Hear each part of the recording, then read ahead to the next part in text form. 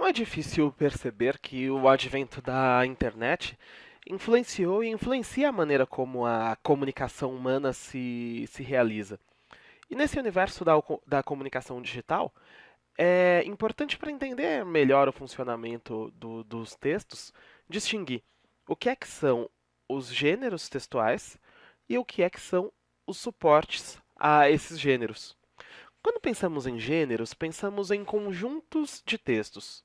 Quer dizer, uma série de textos tem características comuns que nos permitem chamar a todos eles de notícia, por exemplo. Notícia é um gênero. Uma série de textos tem características comuns que nos permitem chamar a todos eles de receita de bolo. E, então, a partir disso, é possível dizer que receita culinária é um gênero.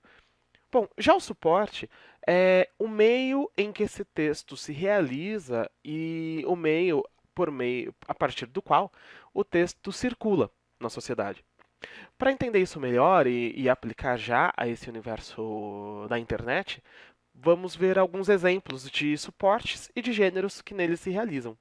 O primeiro suporte que nós mencionamos aqui é o Twitter. Suporte esse que acaba tendo uma relação bem direta com o gênero textual que nele circula, que é o tweet, aqui na versão aportuguesada do termo, ou tweet aqui, escrito em inglês. No inglês, essa palavra poderia ser traduzida por pio em português. É o som que um pássaro produz, é uma onomatopeia, não é? Um tweet, tweet, tweet. Bom, nesse gênero, Twitter, o que se faz é um pio, como a palavra sugere, ou seja, são textos curtos, são 140 caracteres no máximo, como você vê aqui nesse exemplo, nos quais a comunicação precisa se realizar. No exemplo, você vê a página do INEP no Twitter. O INEP, para quem não sabe, é o órgão do MEC responsável pelo Enem, não é? E aqui é um exemplo de um tweet, é um texto desse gênero publicado nessa plataforma. Veja que é possível colocar um link para expandir as informações a partir desses 140 caracteres, mas esse gênero é um gênero textual de textos bastante sucintos, não é? Bom, nesse primeiro caso, há uma relação muito direta entre suporte e gênero, coisa que não vai se repetir em todos os casos. Não é o que acontece, por exemplo, com um tipo de suporte virtual que nós vamos chamar aqui de blog. Não é?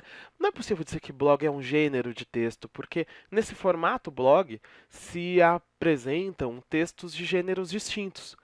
Um blog pode servir para veicular artigos de opinião, por exemplo, e também pode servir para veicular um relato pessoal de caráter instrucional. Bom, a ideia aqui é pensar que esse formato chamado de blog se refere a, ao suporte digital em que o texto vai ser publicado. Aqui, para que nós tenhamos o exemplo, quando o doutor em ciência política, professor da Federal do ABC, Sérgio Amadeu, escreve o texto: Acordo Dilma-Zuckerberg concentra o tráfego da rede e pode violar o Marco Civil. Ele faz um texto que se enquadra no gênero artigo de opinião. Esse texto poderia ser publicado, tal como aparece aqui, em um grande jornal, em uma revista de grande circulação, e seria o mesmo texto. Não é possível dizer que há um tipo de texto ou um gênero de texto que leva esse nome. Se nós comparássemos aqui os dois exemplos que aparecem na tela, o segundo, que é do blog do Peru ao Pará, é bem distinto do primeiro texto.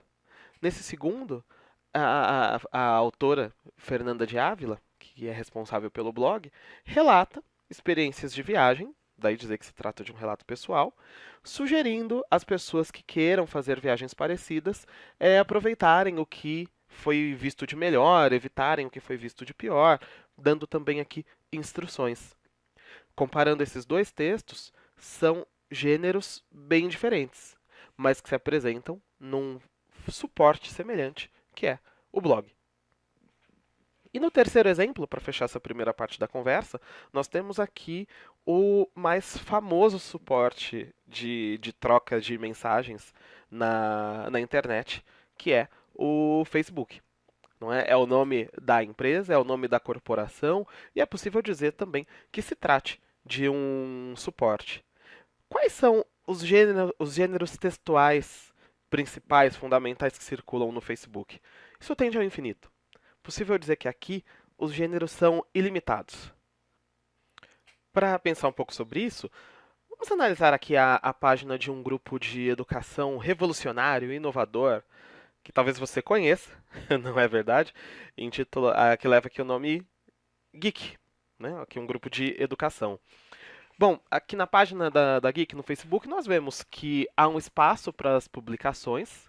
Aqui é a própria plataforma que sugere escreva algo, mas que também dá a possibilidade de que se publique uma foto, de que se publique um vídeo, e as possibilidades não param por aí, não é? Aqui você vê, por exemplo, uma publicação que foi um compartilhamento do que se publicou na Escola Estadual Jardim Riviera. Havia aqui uma notícia dizendo que, com média geral de 80% de acessos à nova plataforma de estudos para o Exame Nacional do Ensino Médio, a nossa plataforma, a unidade foi eleita a escola top da rede estadual. Bom, esse trecho, entre aspas, vem da notícia que havia sido publicada pela própria escola. Então veja só, é possível que essa publicação seja um comentário sobre uma notícia. Seria um gênero. Seria possível publicar diretamente a notícia. É um outro gênero que poderia circular aqui no Facebook. Seria possível, por exemplo, para voltar aqui a um caso que nós já vimos, que a especialista em viagens Fernanda de Ávila resolvesse escrever esse mesmo texto que aparece no seu blog, não no seu blog, mas em sua página do Facebook. E aí nós teríamos um relato pessoal como gênero. Veja, o espaço vem sendo usado, esse espaço das publicações, de maneiras, como já dissemos aqui, ilimitadas. Então é possível afirmar que não há um gênero de texto de lá do Facebook, mas que ele é um suporte para que se veiculem textos dos gêneros mais variados. Bom, para pensar um pouco sobre essas coisas, você faça agora o exercício seguinte, que explora essa maneira nova de se comunicar via internet, destacando sobretudo o uso de blogs. Pensar um pouco sobre isso e nós continuamos a conversa já já. Veja aí o exercício.